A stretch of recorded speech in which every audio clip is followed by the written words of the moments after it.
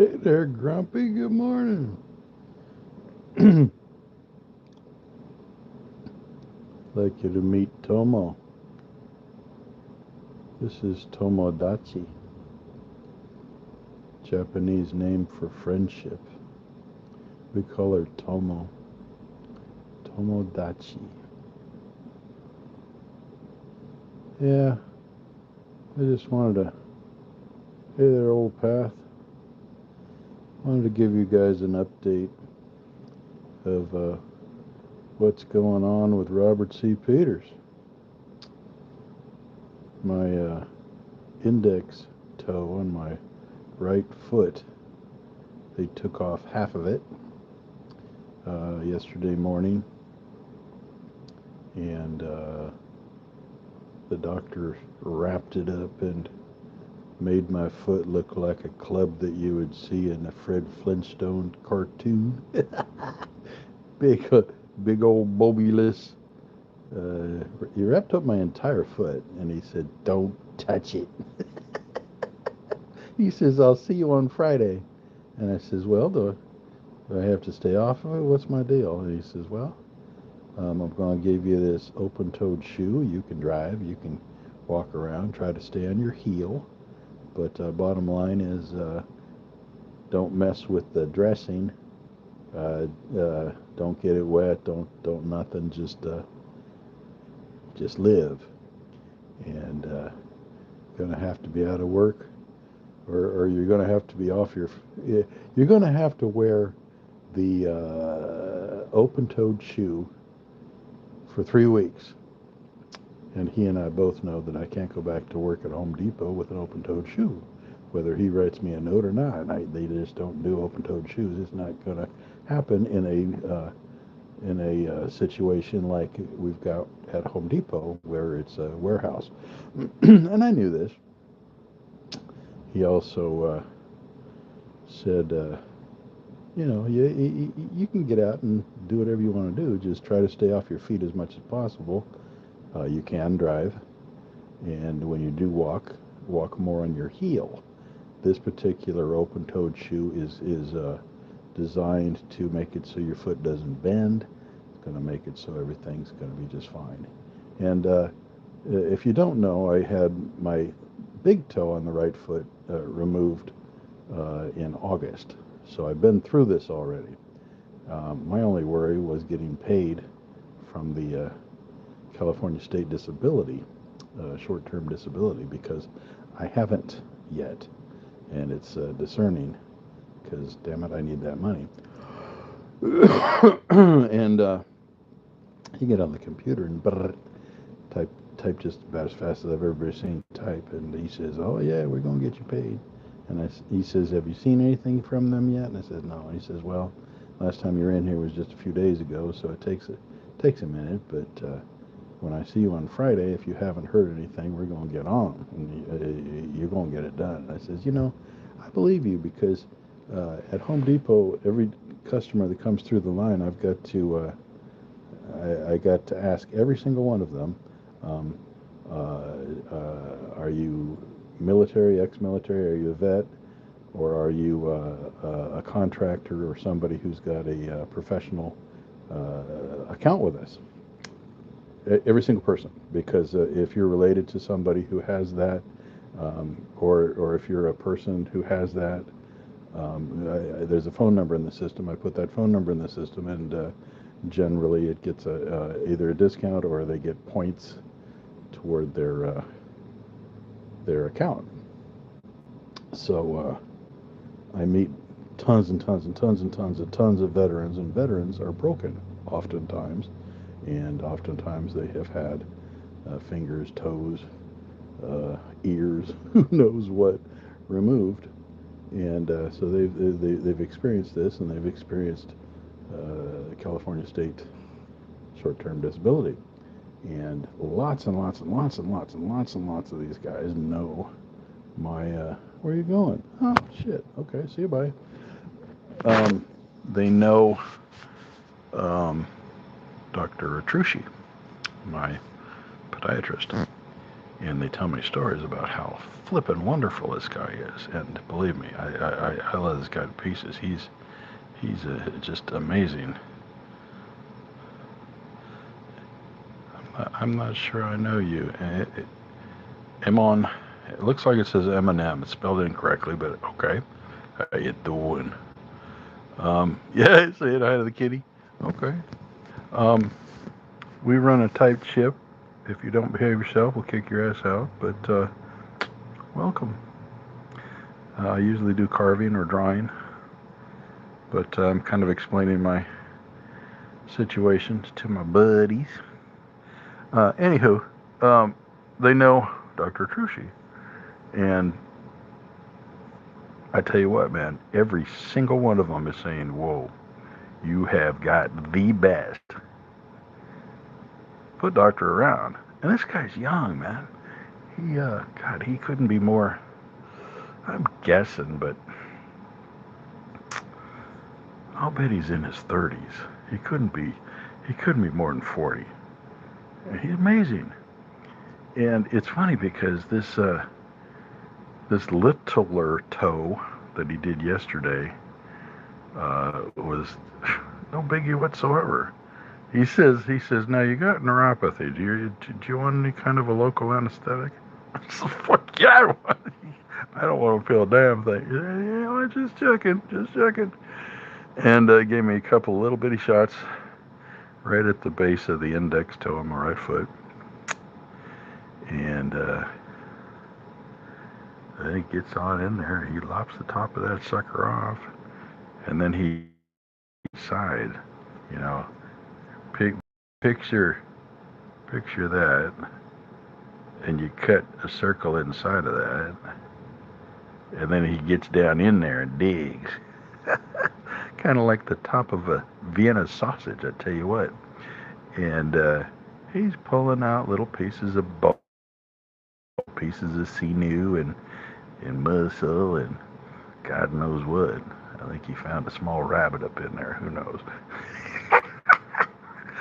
And I'm kicking back. I'm semi-lying on the, well, actually sitting up in a rather comfortable position. My foot's hanging over the edge of the operating thing. And this is in office. This is outpatient surgery. There was me, an observer who was an intern who wanted to watch, the nurse, and the doctor. And I've experienced this doctor before. He's outstanding. And I'm talking. You know how I am, Grumpy. You get some caffeine in me, forget about it. I'm telling stories. I'm talking about this. I'm talking about that through the whole thing. Surgery took about, I don't know, 45 minutes, half an hour, 45 minutes. And it's no name backwards. Okay. Looks like it says M&M. Are you digging on the rapper? I like him. Dude can rap his ass off, and I'm a poet, and I can freestyle. And he, very, very impressive. I tell you what, I wish I could freestyle like that. Damn. Anyway, bottom line is, boys and girls, I'm gonna be out of work for 3 weeks. And he says, when I come back on Friday to have my dressing changed, which he said, do not touch your dressing, period. Leave it the flip alone. I don't know what I'm going to do about a shower. I guess I'll put a Ziploc baggie over it and duct tape it to my leg.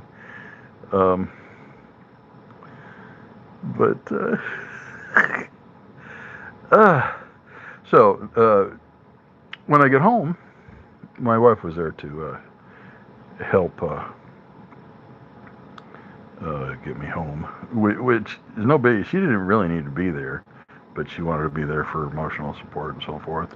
I was able to drive myself. She was sitting in the passenger seat and looking all pretty. We stopped and got some caffeine because, you know, I can't do a damn thing without caffeine. I got some rock stars. I like this new one. Ooh, baby, I don't know if you guys ever tried this. If you like caffeine, there's two things. One of them's called C4. It's got 200 yeah, the good stuff of caffeine. And then there's another one called Rain, and they're yummy. Damn, they got one tastes like a 50-50 bar. Remember the 50-50 bars, Grumpy? Those you chase down the ice cream truck and you get that orange and it had vanilla inside of it, and what they called it a 50-50 bar. Oh damn, hella yummy. I don't know where my cat went. He's coming back. Maybe her name is Tomodachi. Um, but yeah, those Rains have 300 milligrams of caffeine. Creamsicle, there it is. Oh damn, they're yummy. Tell you what, there was one day I had 4 of them damn things. I was running on 1,200 milligrams of caffeine. Sleeping that night was not quite very easy. And you know what? I haven't had anything this morning yet. And it's 7 o'clock my time. I'm in Sacramento, California. Hey there, Random Builds. How are you, sir? I see your lives. Yes, sir. I like them. I need to pop into them more often. But I see them. How you doing? I'm just kind of explaining my being laid up for a few. So you're going to be seeing a lot about me. An awful lot of Robert C. Peters here in the near future. Couple, 3 weeks. You missed it, Random. I'm talking about I had my toe, my index toe on my right foot, half of it removed yesterday morning. I'm going to be laid up for 3 weeks.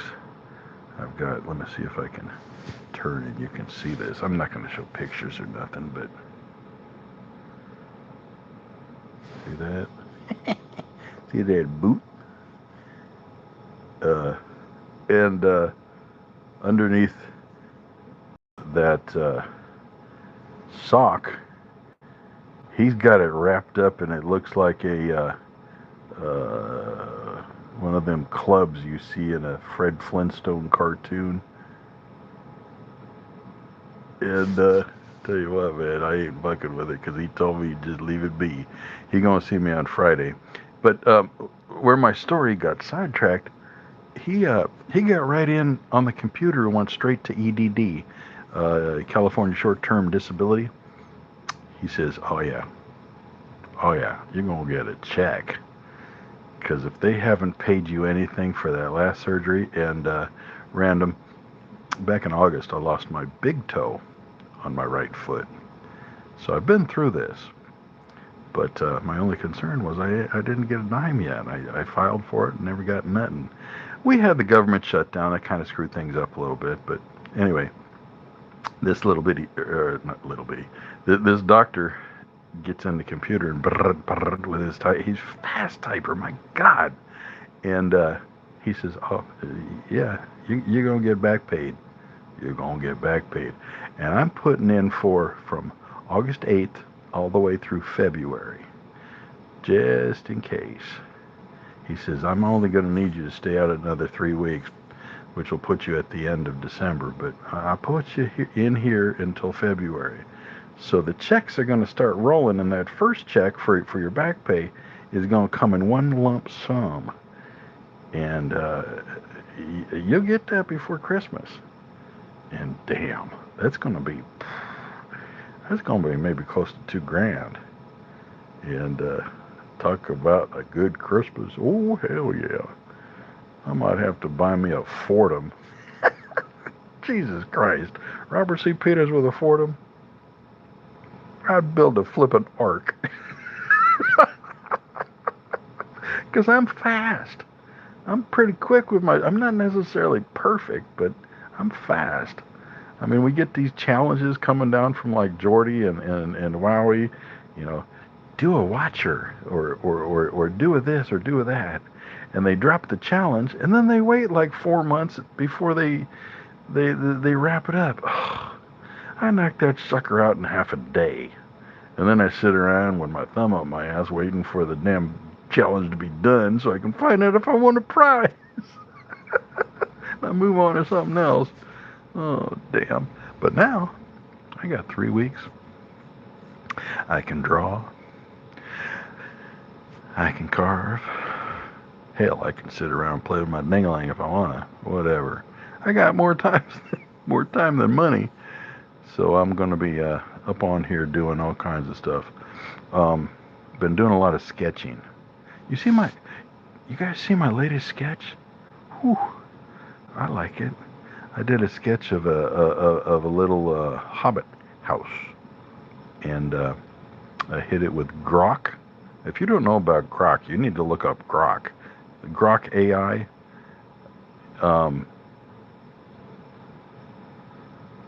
And had to make a detour at the dispensary and pick up some more medicine. Uh-oh. And Grok is awesome because you can take a picture and you can hit it with Grok and it'll animate it.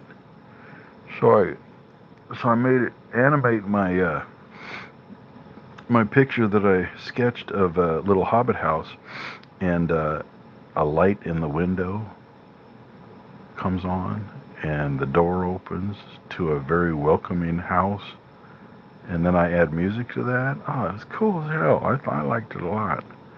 Yeah, so I last night I looked up some more pictures, a little of hobbit houses and stuff that I'm gonna perhaps sketch soon. Trying to think of another project to do with wood though. Any suggestions what I might want to make with I got wood coming out my ears, guys. I got so much wood. I've got good wood, I've got driftwood, I've got all kinds of wood. I don't usually put together, like build stuff with nails and glue and so forth. I usually take a block of something and carve it down, find out what's sitting inside there wanting to get out. Any suggestions? Yeah. So you're familiar with Grok. Oh, it's good, man. Did you know, I don't know how much you played with it, but you can type in what you want it to do. I had a picture that I wanted changed to black and white sketch, so I can use it as a reference, because I found a really bitchin' picture of a hobbit home, but it was just a picture, full color, and that makes it difficult for me to sketch. So if it was black and white looking like a sketch, then I can pretty much replicate it. And I pointed Grok at it, and instead of making a short video, I flipped the little switch on it so that it was, what do you want done to this picture?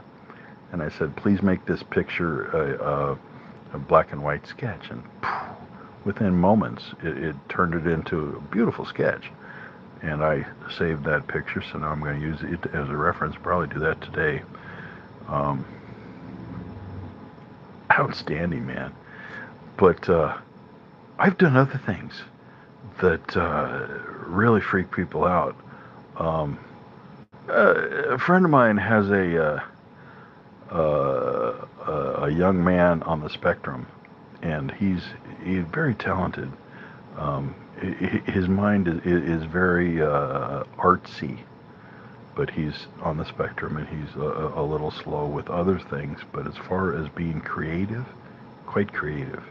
I think he's like 12 or 13, young man, but his mind is a little younger, but extremely talented. And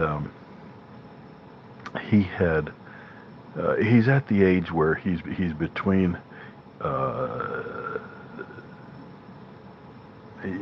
kind of at the age where he's still playing with Legos, but he's thinking about more mature things, but still in the Lego stage. And he had a little Lego figure of a snowman. He's very much into Christmas. He's decorating the trees for everybody. He's being festive, and he had this little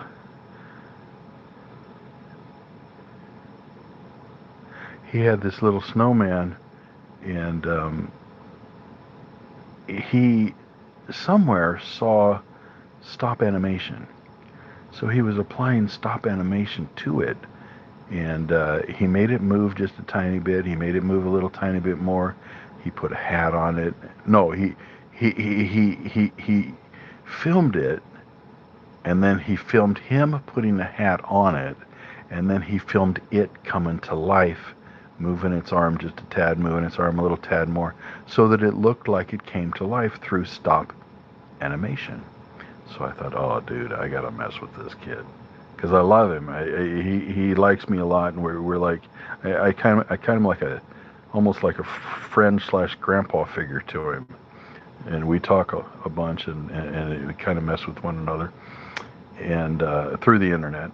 I have met him in person. He's a wonderful child, and so I took his little figure, his little Lego figure, and I ran it through Grok, and I made it come to life through Grok, and I had Grok have the snowman say, "Dang it, where'd I put my hat? Oh man, where's my hat?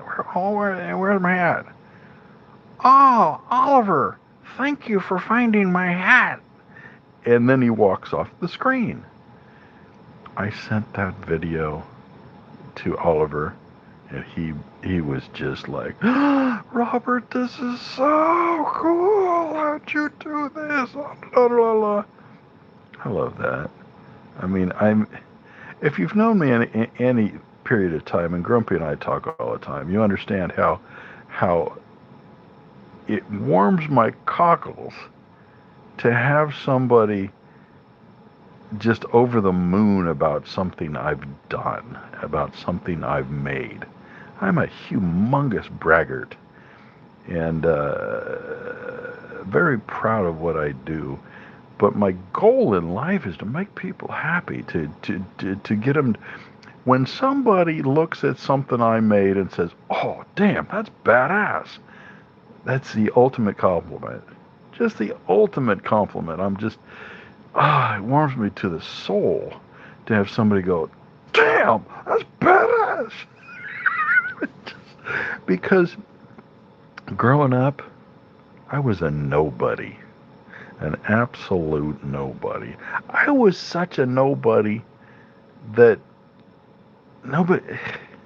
I had a small handful of friends, but I knew everybody because I paid attention. I was one of those persons that saw everything, heard everything, knew everything, but nobody knew me.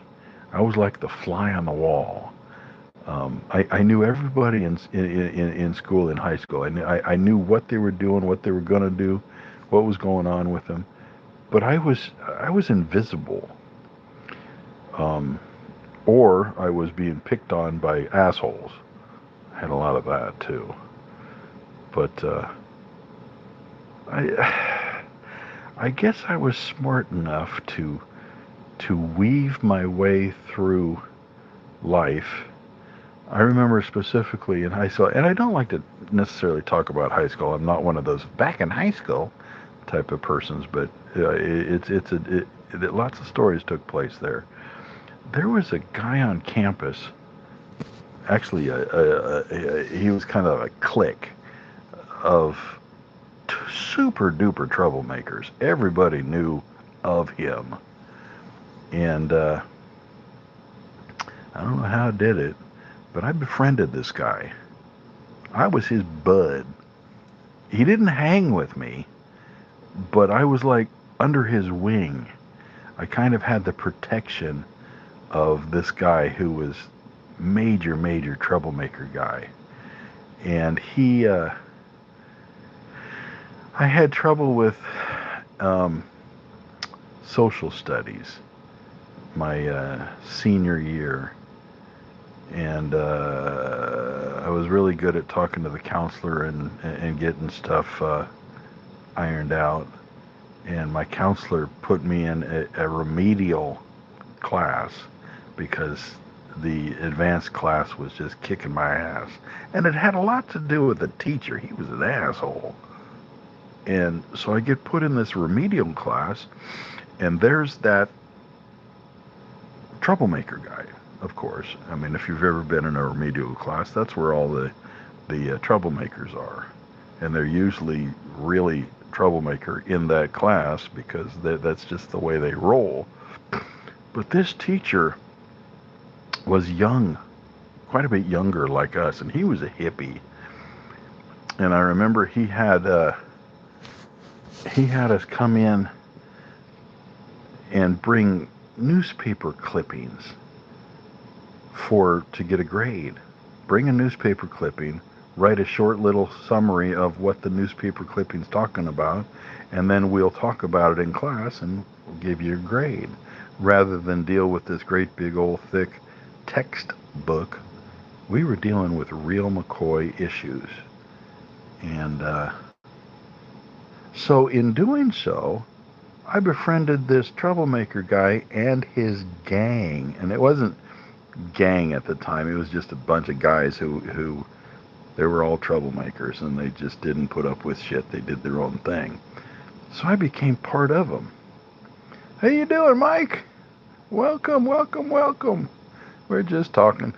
I was telling people about my surgery that I had yesterday. I had my toe on my right foot cut in half, so I'm going to be out for about 3 weeks, and you're going to see a lot of me.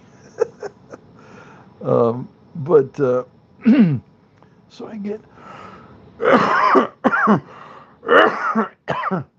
so I get pretty closer and closer with this group of hoodlums, and the school starts realizing, whoa, better not fuck with Robert.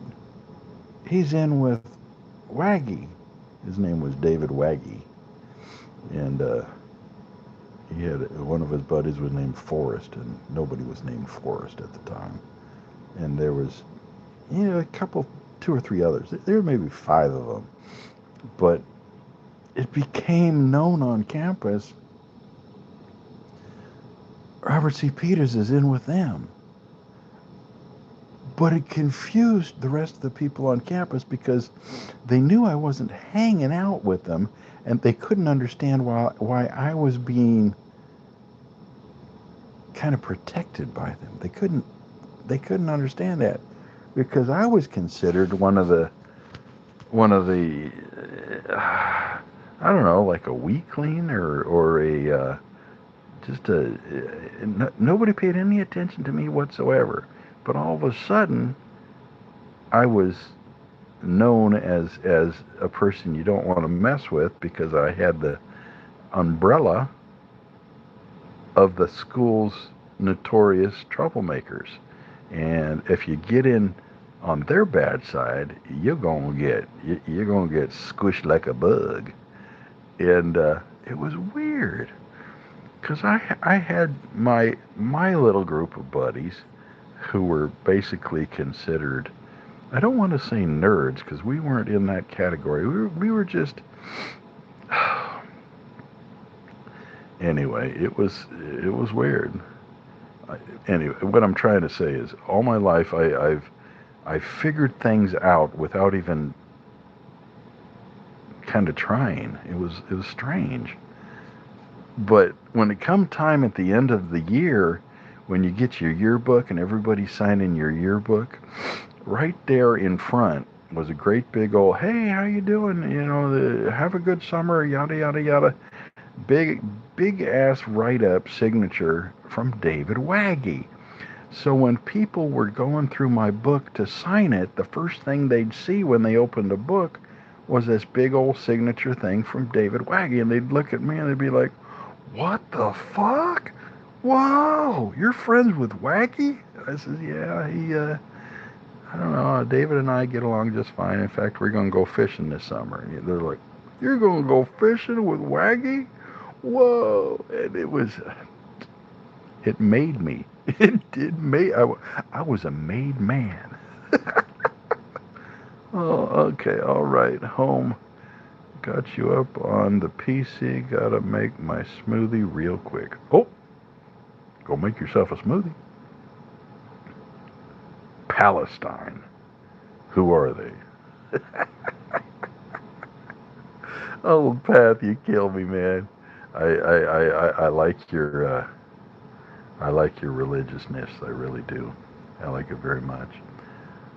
Um, I also like that animation we made of your you and your wife.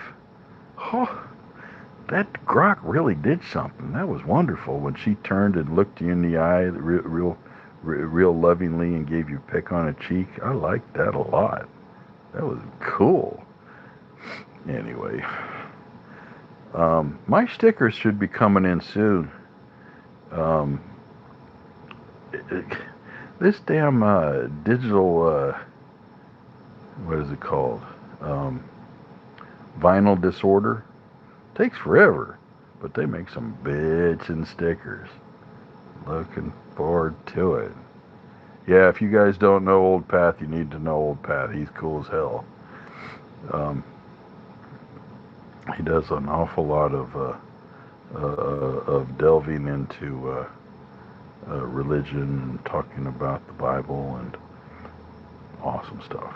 Awesome stuff. That's another thing about high school. Why do I keep talking about high school? I'm not that kind of guy. Okay, let's not say high school. Another thing about me growing up, one of my best friends was Mormon. And I hung around him. I was, I mean, if you were to really look deep into me, I was technically a Presbyterian. Um, but we didn't go to church all that much, but we had deep religion within us.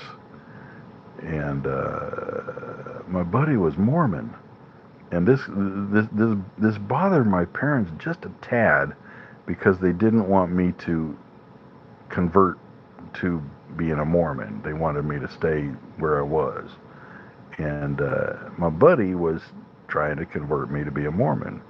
But when I finally, looked him in the eye and I said, "Listen, I love you. I love your family. I love the way religion runs through your family. But you can try as you might. I'm not converting to anything.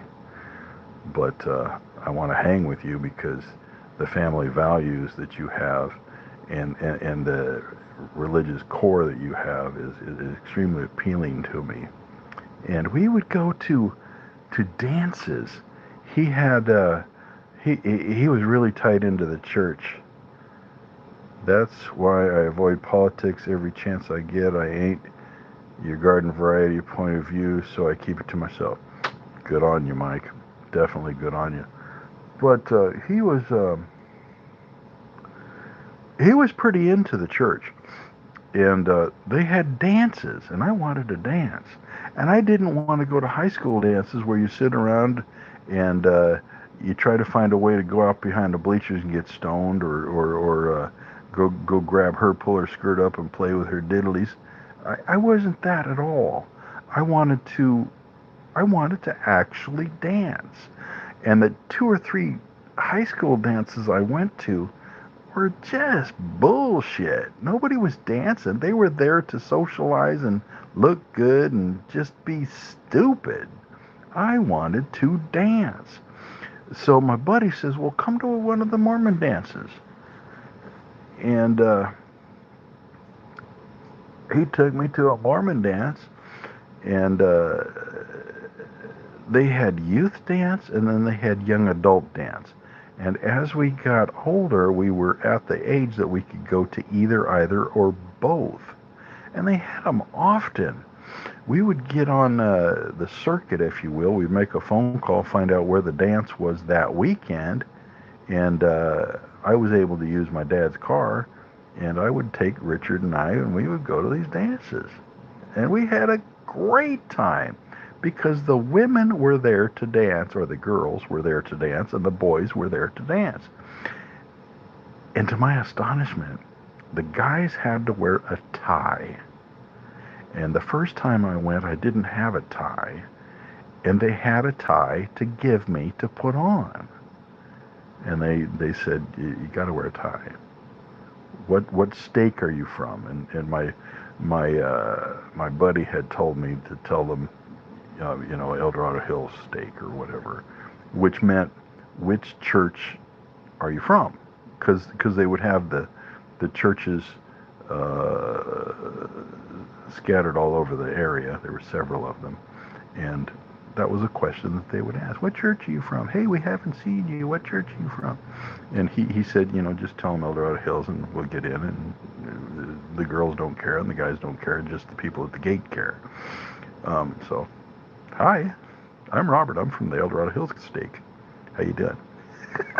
And they'd give you a tie and you could get on in and you could play. And the women wore dresses and the guys wore ties. And it was wholesome. It was real. And I had so much fun doing that, and it kept me grounded.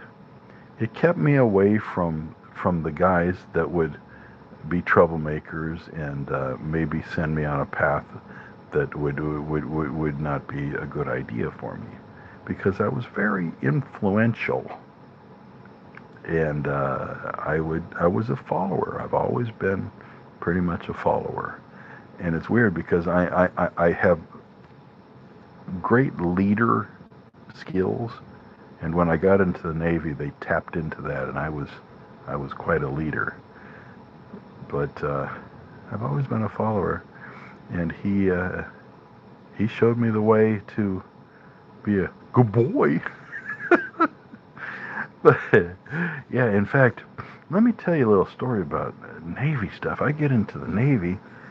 And I was a follower to start with, and I made rank relatively quickly, and they made me a supervisor. And next 7 guys, and I was working in the forward. First off, I was on the USS Midway aircraft carrier stationed in Yokosuka, Japan. And now an aircraft carrier, of course, has planes and pilots, and kind of like what you've seen in Top Gun. And yes, oh yes, those pilots act exactly like they were in Top Gun. They're cocky as hell. And I was in charge of 7 guys, and we were in charge of taking care of the officers. And these particular officers were the pilots. And so our duties, or my duty, was to take care of my guys, and my guys' duty were to take care of the laundry, the bedding, the overall. They were like maids in a hotel. Knock knock, maid. Got the hiccups. And so we were taking care of their dry cleaning. We were getting it to the dry cleaners, from and back to the dry cleaners, which was on board. Their bedding, their hallways, making sure the hallways were pristine. I mean, good God, strip the floor, take all the wax off, wax it back up. It was a pain in the ass. But, yeah, pretty good duty. Another part of the time, I was in charge of 7 guys, and I was working in the forward bake shop. Now, the forward bake shop on a daily basis was making cakes, cookies, pies, donuts, cinnamon rolls. Basically a sweet shop, a sweet bread shop. Cakes, cookies. And we had a dependence cruise, and when you have a dependence cruise, they invite on board the women and children of the sailors. If you want to bring your family on board for kind of a tour and kind of go out to sea for a day and then come back. So we were stationed in Yokosuka, Japan, and we loaded up, Now, an aircraft carrier of our size had 4,700 men on a regular basis. So you bring women and children on board, and it ups that to, I don't know, 6,000, maybe even better. And we're heading out into Tokyo Bay, where we put our planes in the air, and we had an air show for everybody. Kind of a field trip day. Now, we had to at least feed them breakfast, so coffee was a brewing seriously, and Robert C. Peters and his crew of 7 had to make for that particular trip 40,000 donuts. Yeah, buddy, that's a shitload of donuts. Anyway, that kind of shows you what's going on. Oh my goodness, let's see what you got going here, old path.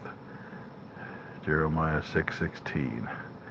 Thus saith the Lord, said ye in the ways, and see and ask for the old paths, where is the good way, and walk therein, and ye shall find rest for your souls. Amen. Amen. Hey, I've been on here long enough. I just wanted to pop in and let you know what's going on so you wouldn't worry about me. Yes, I had surgery yesterday, but yes, I'm fine and dandy. I have neuropathy in my feet. I didn't feel shit. He gave me a local anesthetic. I sat there and watched him as he got down inside that toe, took off bone, and then sewed it up at the tippy top, and then wrapped me up like my foot is wrapped up. It looks like a club from Fred Flintstones. And he says, don't mess with it. I'll see you on Friday. I'm going to need you to be out for 3 weeks. Have an awesome day. Take it easy. Stay off your feet. Yeah, I got my foot up. I'm liable to draw here in a minute. I'm going to get my coffee, and I'm going to sit back down. I'm going to draw raw. So I might go live again drawing. I'm not sure if I'm going to do that or not, but maybe so, maybe so. Hey, Grump, thinking about you all the time. Really thinking you're going to make a fortune on the 13th. God bless you guys. Yeah, have a great day, buddy. Shalom, shalom. See you later, guys.